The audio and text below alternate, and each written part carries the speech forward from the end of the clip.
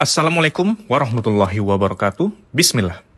Alhamdulillah, Ustadz Khalid Basalamah pada hari Jumat tanggal 15 November 2024 telah tiba di Makassar setelah berangkat dari Jakarta untuk memenuhi undangan resmi pejabat sementara Wali Kota Makassar, Bapak Andi Arwin Aziz. Sekaligus untuk mempersiapkan acara besar Tablik Akbar yang akan digelar pada hari Sabtu 16 November 2024 di Masjid Ikhtiar, Kampus Universitas Hasanuddin Kota Makassar, pada maghrib, waktu Indonesia Tengah.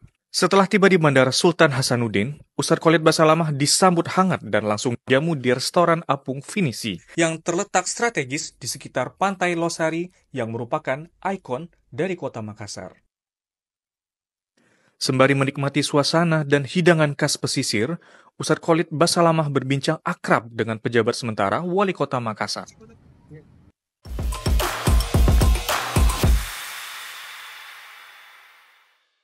Belum lama ini beredar sebuah video di platform X yang diunggah oleh akun @gagal_hijrah yang menunjukkan pejabat sementara Wali Kota Makassar, Andi Arwin Aziz, bersama Ustadz beraliran Wahabi Khalid Basalamah di sebuah resto berbentuk kapal.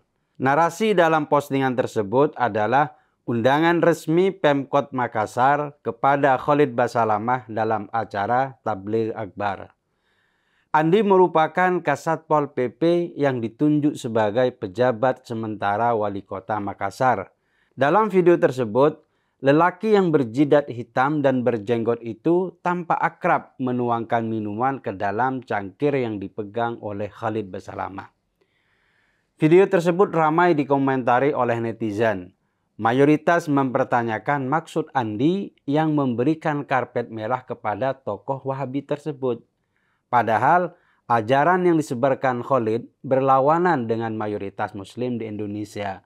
Karena Khalid menyebarkan ajaran Wahabi yang dianggap membahayakan kerukunan dan tradisi beragama yang telah menyatu dengan budaya Indonesia. Khalid dan ulama Wahabi lain sering menyebarkan paham takfiri, yaitu kebiasaan suka mengkafirkan kelompok lain.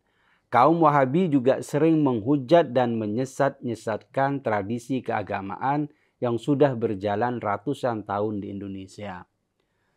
Mengundang Khalid Basalamah untuk berceramah berisiko menimbulkan polemik dan perpecahan dalam masyarakat, khususnya di kalangan umat Islam. Dalam ceramah-ceramahnya, Khalid seringkali menyampaikan pandangan yang kontroversial, misalnya soal kebudayaan dan nasionalisme yang banyak dianut oleh masyarakat Indonesia.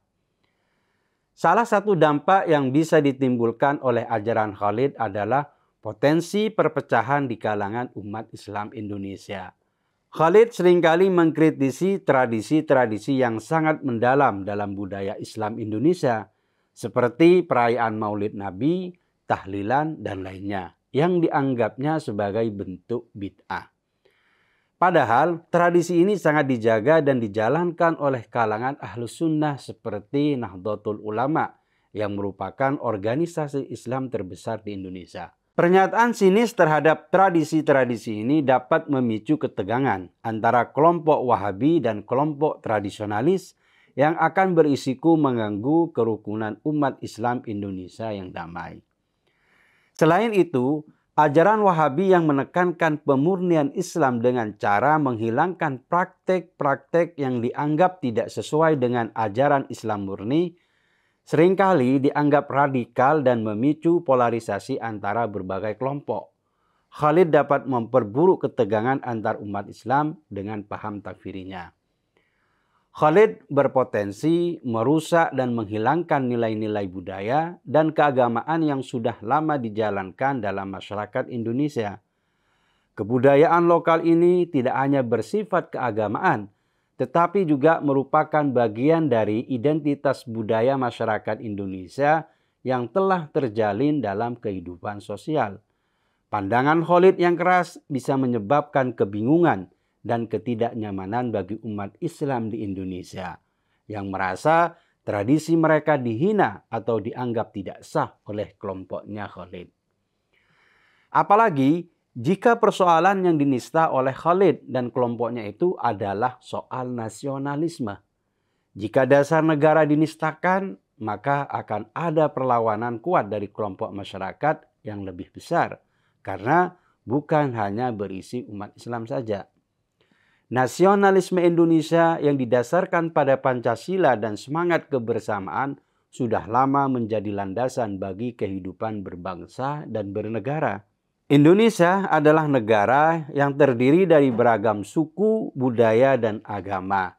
Dan toleransi serta kesadaran nasionalisme menjadi hal yang sangat penting untuk menjaga keharmonisan. Namun, ajaran Wahabi seringkali memisahkan antara identitas keislaman dengan identitas kebangsaan Indonesia. Ini yang berbahaya dan mengancam kelangsungan Indonesia. Dalam hal ini, Khalid Basalamah yang Wahabi mungkin akan mengkritik kebanggaan terhadap simbol-simbol nasionalisme Indonesia, seperti Pancasila atau bendera negara yang dianggap oleh sebagian kalangan Wahabi tidak sejalan dengan ajaran Islam yang murni. Pendekatan seperti ini berpotensi melemahkan rasa kebanggaan dan persatuan yang telah lama dibangun di Indonesia. Paham Wahabi sering dikaitkan dengan pandangan yang kaku dan puritan terhadap ajaran Islam. Meskipun Khalid Basalamah sendiri tidak secara eksplisit mengajak kepada tindakan kekerasan, ceramah-ceramah dengan pendekatan yang terlalu ekstrim dapat memperburuk ketegangan dalam masyarakat. Ketika ajaran agama dipahami secara sempit dan dogmatis, ini bisa menumbuhkan sikap intoleran terhadap kelompok yang berbeda. Ceramah-ceramah yang disampaikan oleh Khalid ini berisiko memperburuk polarisasi di masyarakat dan memicu munculnya kelompok-kelompok yang lebih radikal dalam pandangan keagamaan mereka. Ini juga bisa berujung pada konflik sosial, baik antara umat Islam yang mengadopsi paham Wahabi dengan yang menganut paham Islam moderat, maupun dengan umat agama lain di Indonesia. Di Indonesia, ulama-ulama yang berada dalam tradisi NU dan Muhammadiyah memiliki otoritas yang sangat besar dalam mengarahkan umat. Khalid Basalamah yang berafiliasi dengan paham Wahabi seringkali mengkritik otoritas ulama-ulama ini dengan menyebut mereka sebagai bagian dari kelompok yang menyimpang atau tidak mengikuti ajaran Islam yang murni. Jika Khalid sering diundang untuk berceramah, ini bisa menyebabkan kebingungan masyarakat dalam memahami ajaran Islam yang benar dan toleran. Pandangan yang sinis terhadap tradisi lokal dan kebudayaan Indonesia, serta pendekatannya yang sangat kaku terhadap ajaran Islam, bisa menggoncang fondasi kebersamaan dan toleransi yang telah lama dijaga dalam kehidupan berbangsa dan beragama di Indonesia. Oleh karena itu, sangat aneh jika pemerintah daerah tidak memiliki wawasan kebangsaan dan malah menjadi sponsor penyebaran paham Wahabi di Indonesia.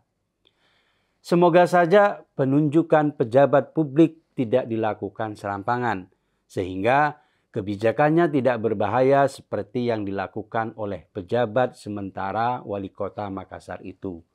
Kalau terjadi gesekan di tengah masyarakat karena tidak nyaman dengan sepak terjang kelompok Wahabi, maka Andi Arwin Aziz harus bertanggung jawab.